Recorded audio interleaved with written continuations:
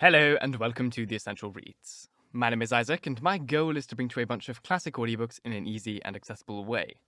We are continuing with Pride and Prejudice by Jane Austen, and let's dive in. Pride and Prejudice by Jane Austen. Chapter 24. Miss Bingley's letter arrived and put an end to doubt. The very first sentence conveyed the assurance of their being all settled in London for the winter, and concluded with her brother's regret at not having had time to pay his respects to his friends in Hertfordshire before he left the country. Hope was over. Entirely over. And when Jane could attend to the rest of the letter, she found little except the professed affection of the writer that could give her any comfort. Ms Darcy's praise occupied the chief of it. Her many attractions were again dwelt on, and Caroline boasted joyfully of their increasing intimacy, and ventured to predict the accomplishment of her wishes which had been unfolded in her former letter. She wrote also with great pleasure of her brother being an intimate of Mr. Darcy's house, and mentioned with raptures some plans of the latter with regard to new furniture. Elizabeth, to whom Jane very soon communicated the chief of all this, heard it in silent indignation. Her heart was divided between concern for her sister and resentment against all the others. To Caroline's assertion of her brother's being partial to Miss Darcy, she paid no credit. That he was really fond of Jane, she doubted no more than she had ever done. And much as she had always been disposed to like him, she could not think without anger, hardly without contempt, on that easiness of temper, that want of proper resolution which now made him the slave for his designing friends, and led him to sacrifice his own happiness to the caprice of their inclinations. Had his own happiness, however, been the only sacrifice, he might have been allowed to sport with it in whatever manner he thought best. But her sister was involved in it, as she thought he must be sensible himself. It was a subject, in short, on which reflection would be long indulged and must be unavailing. She could think of nothing else, and yet, whether Bingley's regard had really died away, or was suppressed by his friends' interference, whether he had been aware of Jane's attachment, or whether it had escaped his observation, whichever were the case, though her opinion of him must be materially affected by the difference, her sister's situation remained the same. Her peace equally wounded. A day or two passed before Jane had the courage to speak of her feelings to Elizabeth. But at last, on Mrs. Bennet's leaving them together, after a longer irritation than usual about Netherfield and its master, she could not help saying, "Oh, that my dear mother had more command over herself! She can have no idea of the pain she gives me by her continual reflections on him. But I will not repine. It cannot last.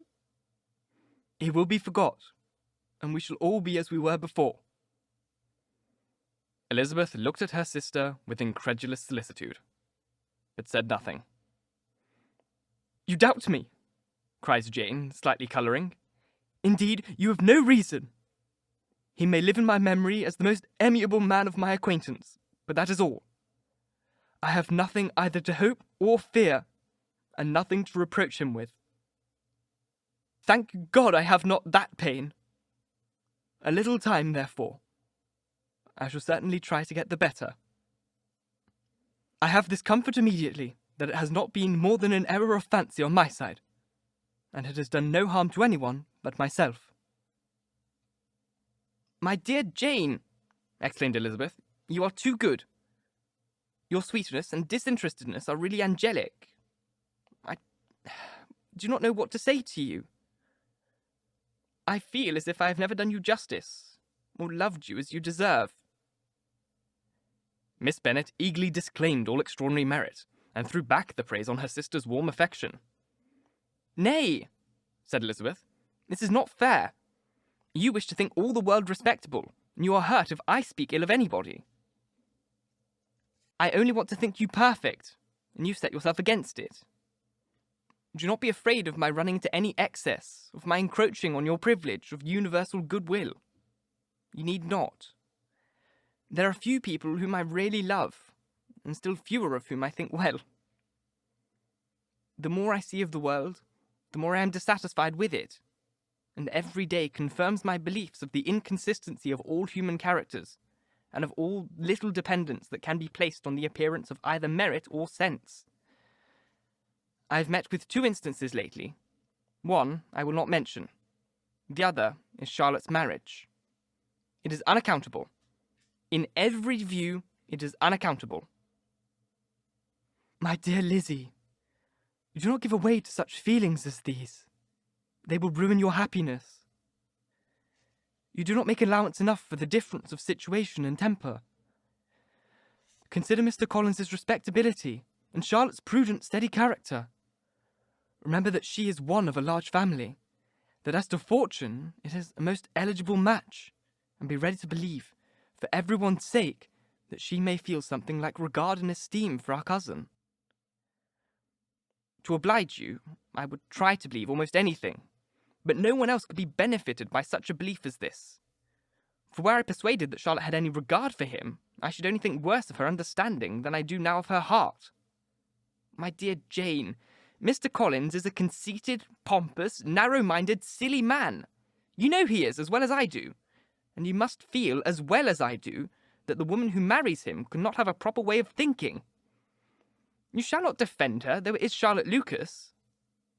You shall not, for the sake of one individual, change the meaning of principle and integrity, nor endeavour to persuade yourself or me that selfishness is prudence, and insensibility of danger, security for happiness.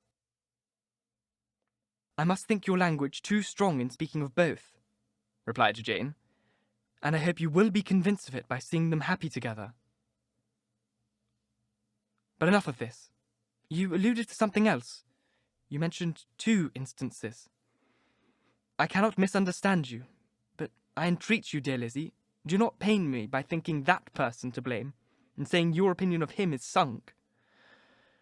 We must not be so ready to fancy ourselves intentionally injured. We must not expect a lively young man to be always so guarded and circumspect. It is very often nothing but our own vanity that deceives us. Women fancy admiration means more than it does. And men take care that they should. If it is designedly done, they cannot be justified. But I have no idea of there being so much design in the world as some persons imagine. I am far from attributing any part of Mr. Bingley's conduct to design, said Elizabeth. But without scheming to do wrong, or to make others unhappy, there may be error, and there may be misery. Thoughtlessness, want of attention of other people's feelings, and want of resolution will do the business. And you impute it to either of those?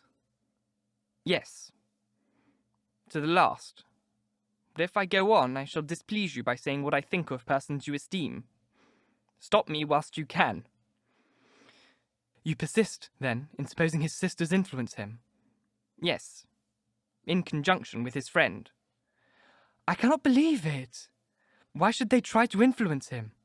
They can only wish his happiness, and if he is attracted to me, no other woman can secure it. Your first position is false. They may wish things beside his happiness. They may wish to increase of wealth and consequence. They may wish him to marry a girl who has all the importance of money, great connections, and pride. Beyond a doubt, they do wish him to choose Ms Darcy, replied Jane.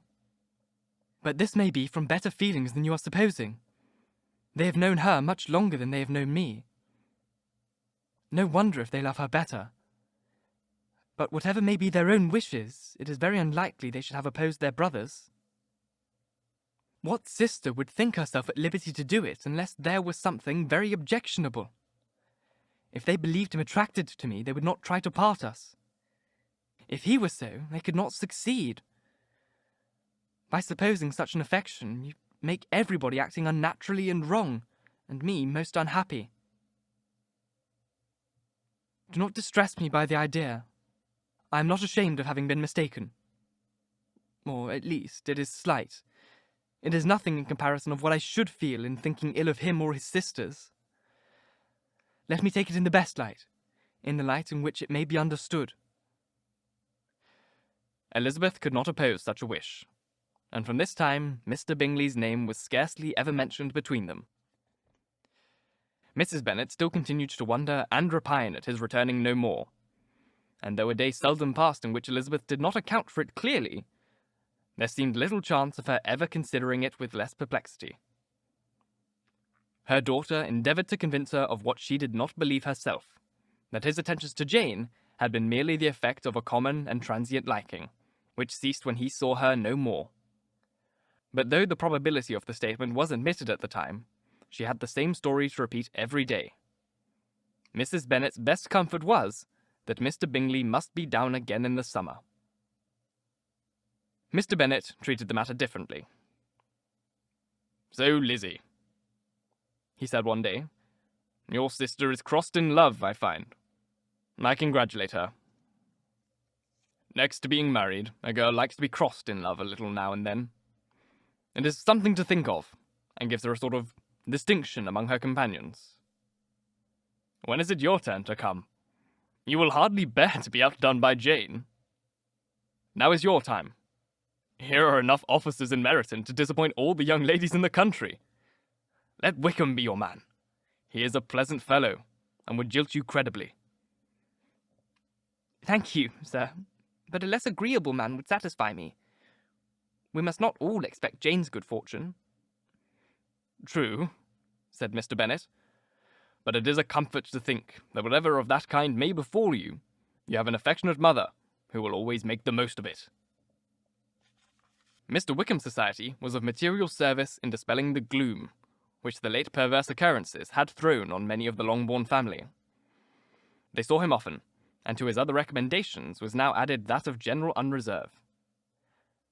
The whole of what Elizabeth had already heard, his claims on Mr. Darcy, and all that he had suffered from him, was now openly acknowledged and publicly canvassed, and everybody was pleased to think how much they had always disliked Mr. Darcy before they had known anything of the matter. Miss Bennet was the only creature who could suppose there might be any extenuating circumstances in the case, unknown to the Society of Hertfordshire. Her mild and steady candour always pleaded for allowances, and urged the possibility of mistakes. But by everybody else, Mr. Darcy was condemned as the worst of men. Thank you so very much for listening. If you enjoyed, please like, comment, share, all that jazz, and if you really enjoyed, do subscribe, because there is more to come. Let me know what you're thinking of the book. I'm absolutely enjoying it. I'm loving the voices, I'm loving the characters. I've seen the movie, I've seen the series. This is my first time reading the book, however, so I'd love to know what you think of it in comparison to the films and the series. Colin Firth is my Darcy, he's the best Darcy, and Keira Knightley is my Elizabeth, so I'm conflicted there. Once again, thank you for listening, and until next time, bye-bye.